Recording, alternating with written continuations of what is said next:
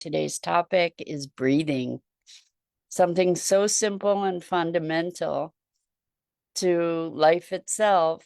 And we do it unconsciously. And when we bring our presence to our breath, it shifts our being.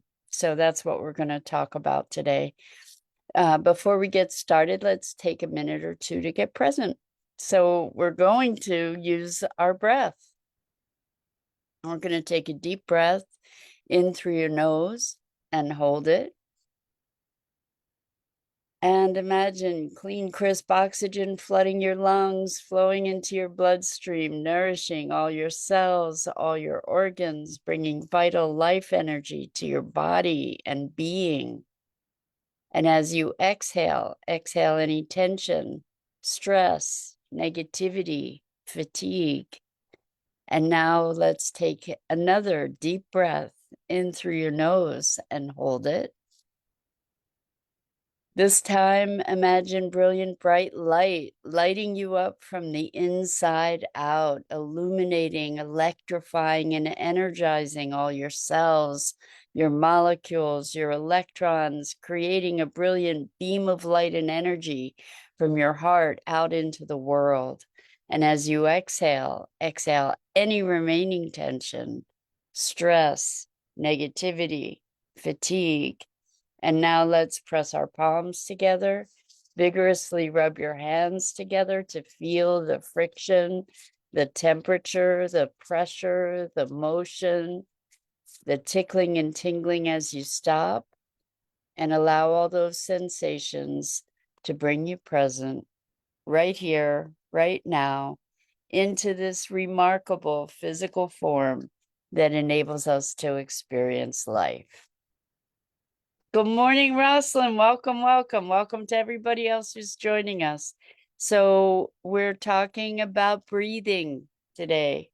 And every day when we do these morning musings, we start out with breath. And breath is obviously the source of our life. And without it, well, we no longer can reside on this plane. So while we take it for granted, it's also an incredibly powerful tool for bringing us back to ourselves, bringing us back to our bodies, bringing us to a place of greater calm and ease. And using our breath consciously shifts our whole physiology. And so that's one of the reasons that we start with the breath every morning. And the breath acts as a carrier for intention as well. So many of us breathe high up in our chest. And when we do that, we're not able to fill our lungs as full. So what we can practice doing is breathing into our bellies. And probably many of you who are joining us for this already know how to do deep belly breathing. But for those of us who aren't familiar, if you put your hand on your belly and as you breathe in, extend your belly outward. So lots of us are conditioned to hold our bellies in. We're going to do the opposite here. We're going to breathe into your belly and expand your belly outward. And then as you exhale, you can actually push your belly in to feel the difference. And then as you inhale from that pushed in belly, expand it outward. And then exhale pushing the belly inward. And a technique that I found very helpful when I'm having trouble sleeping, actually. Oh, Rosalind gave a wonderful link for pranic breathing. So I'm going to read it. Thank you, Rosalind. So pranic breathing. Pranic breathing is a powerful yogic technique that promotes strength, vigor, and vitality. By doing pranic breathing, you're able to absorb a tremendous amount of life energy or prana. Deep breathing with empty retention. So inhale and hold, exhale and hold. Repeat 7 times. Or, so inhale and hold, and hold. And it's good to count probably to 6 perhaps. And then exhale and hold for 6 perhaps. And inhale and hold. We do that 7 times, or 6, 3, 6, 3. Inhale for 6 counts, hold for 3, exhale for 6 counts, hold for 3, and repeat 7 times. Thank you so much for that, Rosalind. That's awesome. So let's try it. Let's try it. So we're going to inhale for 6 counts, hold for 3, exhale for 6 counts, hold for 3. So inhale, 1, 2, 3, 4, 5, 6. Hold for 1, 2, 3. Exhale, 1, 2, 3, 4, 5, 6. Hold, 1, 2, 3. Inhale, 1, 2, 3, 4, 5, 6. Hold, 1, 2, 3. Exhale, 1, 2, 3, 4, 5, 6. Hold, 1, 2, 3. Inhale, 1, 2, 3, 4, 5, 6. Hold, 1, 2, 3. Exhale, 1, 2, 3, 4, 5, 6. Hold, 1, 2, 3. And we're just going to relax now. We did it only 3 times, but most likely you can feel a difference in your body. The intentionality that we bring to breath can make such a profound difference as defined here in the pranic breathing. Also, in when we focus our breath on areas of our body, we're able to relax those areas. So you might, for instance, breathe into your shoulders and notice what shifts as you breathe into your shoulders. Or if you have a place in your body that has pain, you can imagine that breathing into that area. So just imagine the breath going to that area. And as you exhale, you can release the tension and the stress. So I think that we tend in many circumstances to hold our breath unconsciously when we're tense, when we're frightened, when we're anxious. We literally tense up our bodies and we hold our breath, or we breathe really shallowly and high in our chest. And so we're not giving our lungs the nourishment that they need. So bringing ourselves back to awareness of our breath automatically, as we breathe, allows us to ground more deeply. So I grew up with asthma, where I was unable to catch my breath. I was unable to breathe, actually. And what was interesting is I was taught to do all these different breathing exercises with blowing air out through a straw into blowing bubbles so that I could do that for as long as I possibly could. The problem with the asthma was that the oxygen wasn't leaving my lungs. Instead of not being able to inhale fully, I wasn't exhaling fully. I wasn't relieving my lungs of the oxygen. So try this right now. Just breathe out until there's nothing left.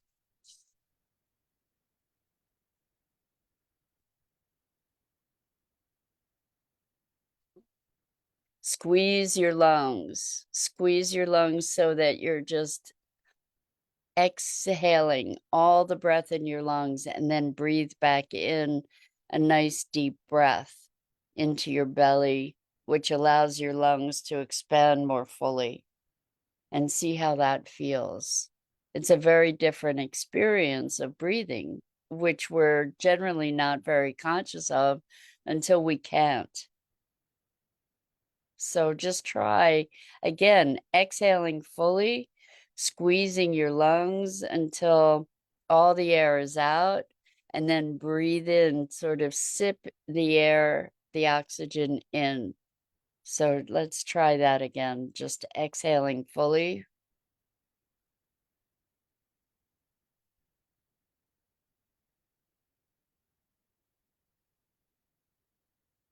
And then inhaling,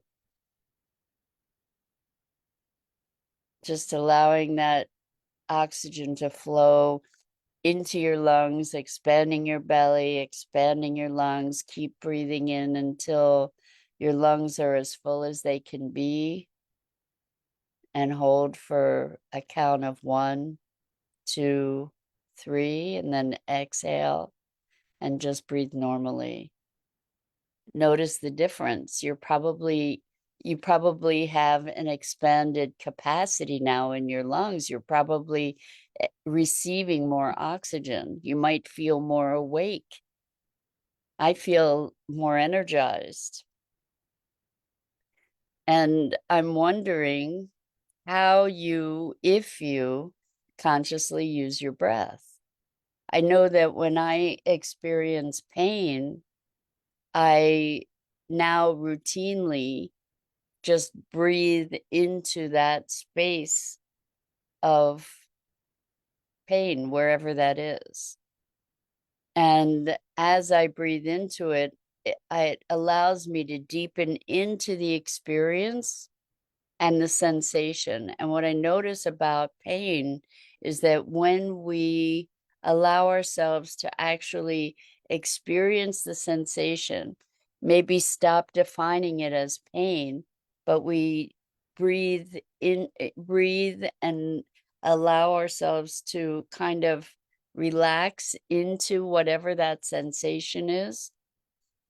What typically happens, or for me anyway, is that the pain or the sensation actually will initially intensify, and then it will dissipate. And I invite you to experiment with that to see if that's the same, if that happens for you as well. So breathing into a sensation is as we're focusing our breath, focusing our attention, what happens is we allow ourselves to relax into that sensation. And it's very interesting to me that it often intensifies first. and sometimes feels excruciating, yet through the breath, we're able to kind of relax into it, and then it dissipates. It's really a very odd and interesting phenomena, I think.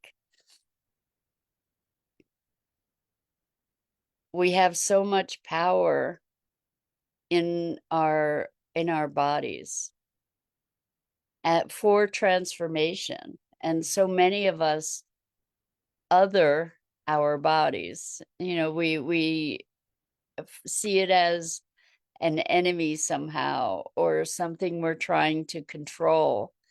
And I've been working with my body, cultivating a deeper and deeper relationship with it, and a deeper and deeper appreciation for it.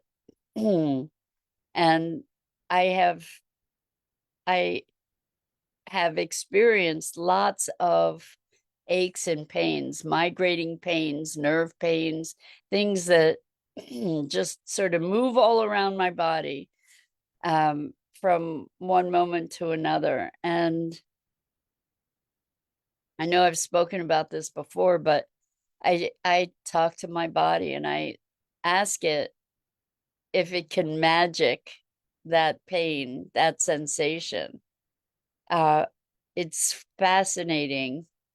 What that means for me is, can you magically make that disappear? Can you ease that or alleviate that pain? And my body responds. And I'm I am so amazed by this again and again and again, that I can have these intense sensations and my body is able to magic it away. If I don't ask, the the pain, the sensation persists typically. But if I ask my body to, what I say, magic it, then the sensation dissipates. And I've done this with all different kinds of sensations, like hip pain or nerve pain or uh, muscle tightness, muscle locks, even. The other day, I had a really sore throat, and it took a while, but my body magicked it away. And who knew that magic was a verb, right? But I invite you to cultivate a deeper communication and relationship with your body, because oftentimes these sensations are communications. So I was thinking about somebody the other day, and I was holding resentment toward this person. And all of a sudden, I got such a pain in my back, like being stabbed in the back, right? And I asked my body if it would magic it, and it was still staying. And I realized pretty quickly, actually, that it was when I was feeling resentment toward that person that that sensation arose. And as soon as I recognized the resentment and started working on that, the pain went away. So oftentimes our bodies are awakening us to something that gets to be addressed. And sometimes there's just all these sensations that it can support us in relieving. And the breath is a big part of that. The breath allows for the flow of energy. The breath is a carrier or a facilitator of energy. So we already were talking about how just using our breath, we can bring ourselves back to center. We can bring ourselves back to ground. And we can also, when we're breathing into a sensation, we're maybe carrying the energy of intention into that area of our bodies. So the breath as a carrier of emotion, because energy, I mean, emotion is energy, frequency. Different emotions have different frequencies. And when we breathe, we can calm ourselves and carry that new emotional energy on the breath.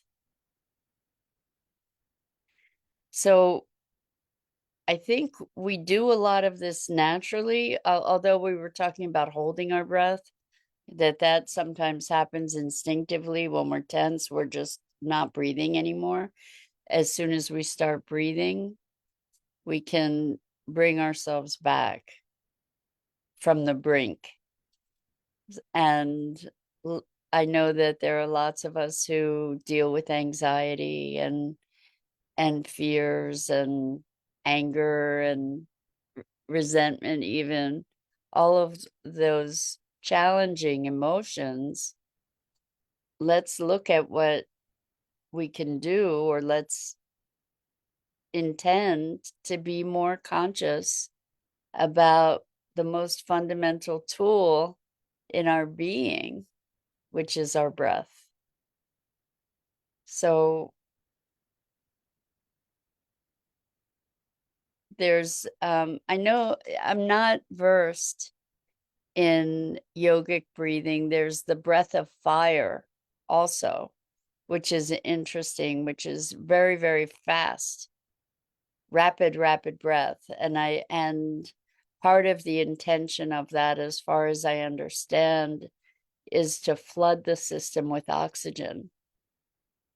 And this is also very healing. The oxygen travels throughout our bloodstream to all our organs and is nourishing. And I don't know if the breath of fire actually character is part of pranic breathing. I'm woefully ignorant in this topic, interestingly, given that I have a history of having challenge with breathing. Then we can also look at the metaphorical aspect of breathing. When we're not breathing, we're not connected to life, right? As we breathe more deeply, we're breathing in life. And we're breathing in all the microbes and bacteria and all the things that nourish and nurture us too, that we need for an integrated system. In fact, one of the benefits, as I understand it, of being in nature is breathing in. I mean, we think about allergies and pollen and all the nasty things we could breathe in. But the thing is that all of those things help in nature, the things that we're breathing in help to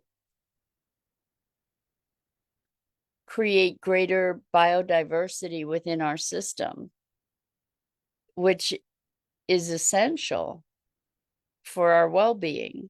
So that's another reason that being in nature can be so vitalizing, is that we're getting variety, we're getting a greater diversity that can build resilience within us as well.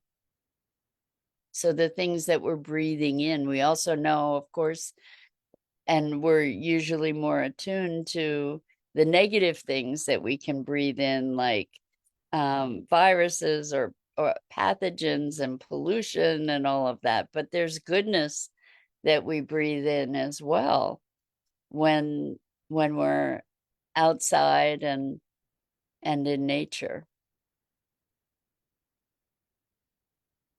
I think that this conversation about conscious breathing brings us also to an awareness of what we're typically unaware of, to wake us up to the things that we take for granted. You know, we take for granted not only our breath, but that our blood is streaming through our system, that our organs function, that our heart beats, that our eyes and eyes see, our ears hear. Not for all of us, but we all we take for granted the things that are foundational to our experience of living.